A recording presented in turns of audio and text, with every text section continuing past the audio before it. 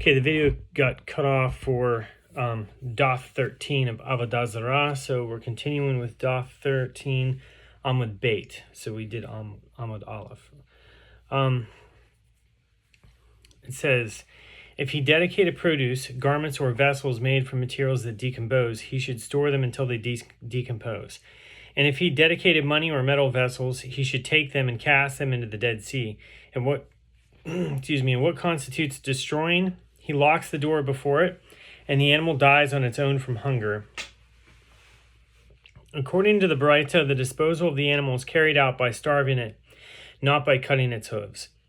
Abaye said, there is a case of a consecrated animal. The method employed is different, because cutting the animal's hooves would cause the denigration of the sacrificial animals. The Gemara asked, but why does the Baraita require this complicated method of killing the animal?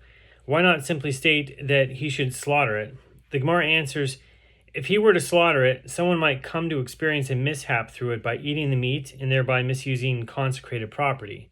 The Gemara asks, but why not let him render the animal a shard or gistra by mutilating it so that it is unfit to be eaten? Why is it necessary to kill it in such a drawn-out fashion by starving it to death? Abaye said that it is because the verse states, and you shall break down their altars, etc. You shall not do so to the Lord your God.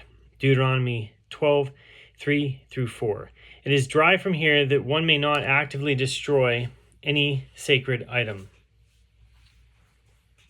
Rava said there is a different reason a consecrated animal may not be disposed by cutting its hooves.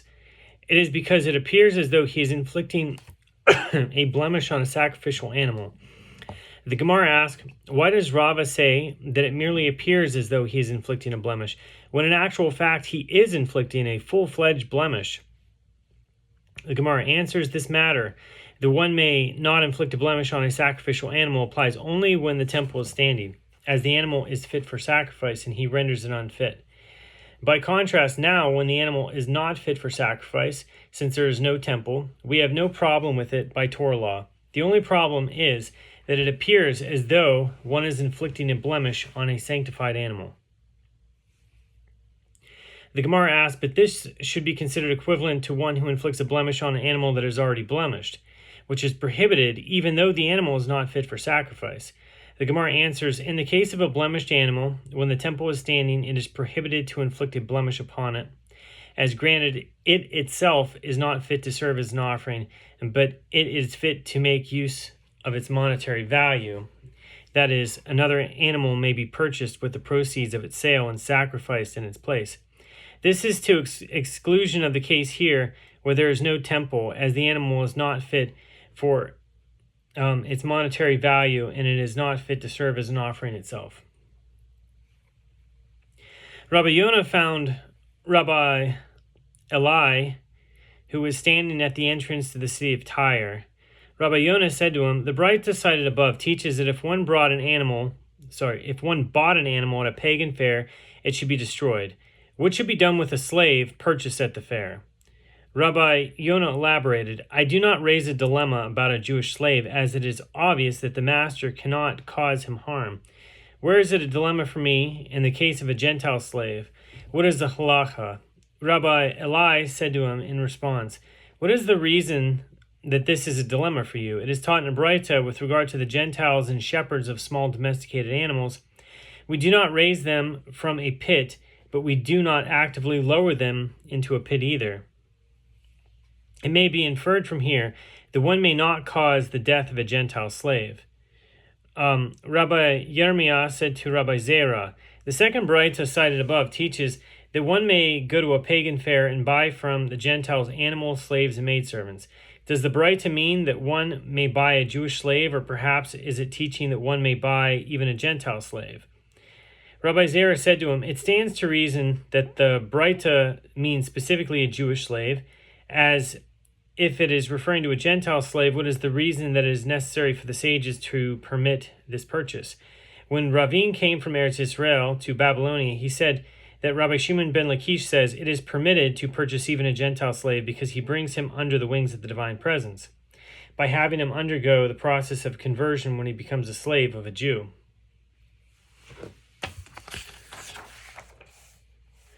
So Rav Ashi said, but with regard to the permission to buy an animal, what is there about this purchase that one can be said to bring the animal under the wings of the divine presence?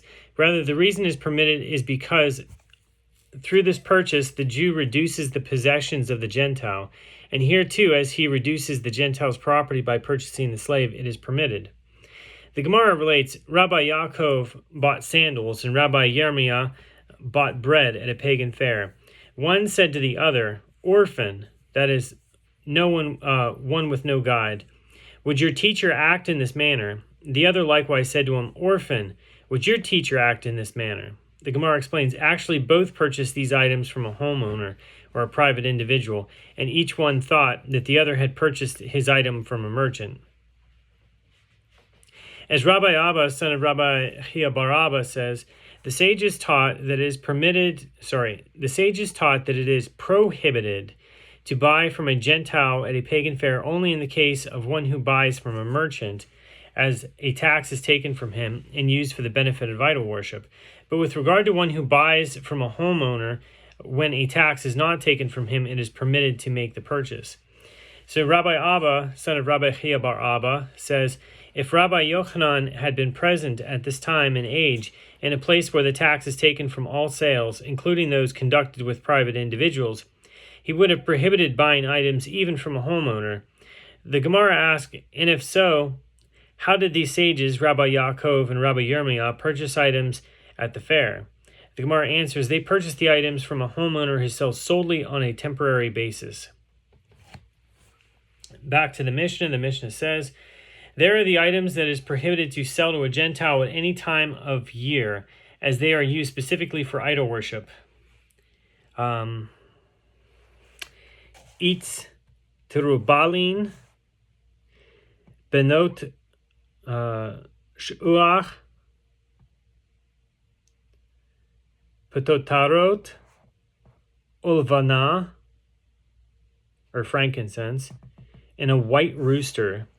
So Rabbi Yehuda says, it is permitted to sell a white rooster to a Gentile provided that it is sold along with other types of roosters.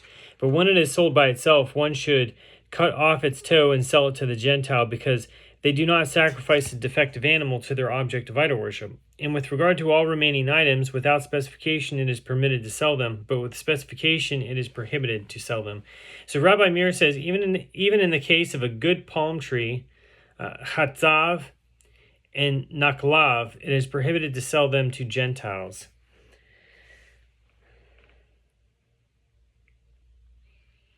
So the itz terubalin, it says it comes from the Greek strobilos, which means a rounded or circular item. So the item can refer to a variety of rounded items, including cones of a particular type of pine tree.